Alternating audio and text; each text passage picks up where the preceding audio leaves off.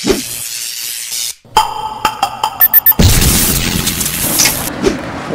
What's up you guys? Another video na naman tayo guys. It's your G-Chang, no? G-Chang nandayo.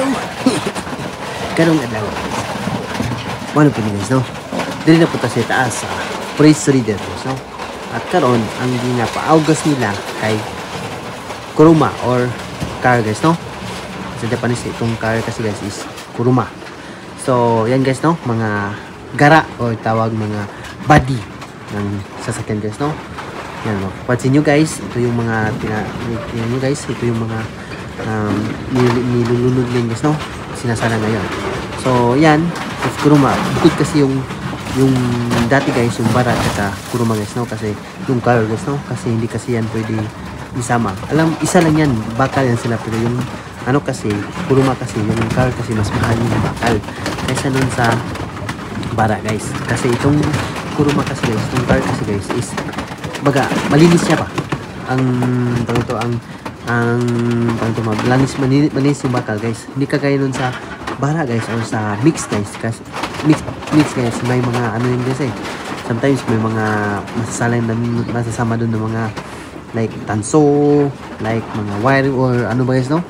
So ito kasi guys, walang masasama to guys, no? Ay, may masasama to kung hindi ganun karami guys, no?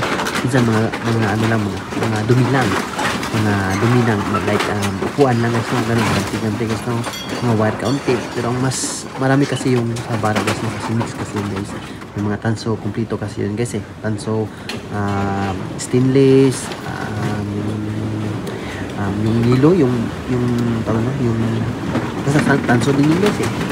Sa Japan kasi yun is sinchu or yung nilo na ano guys, nilo na parang yung tanso guys, no?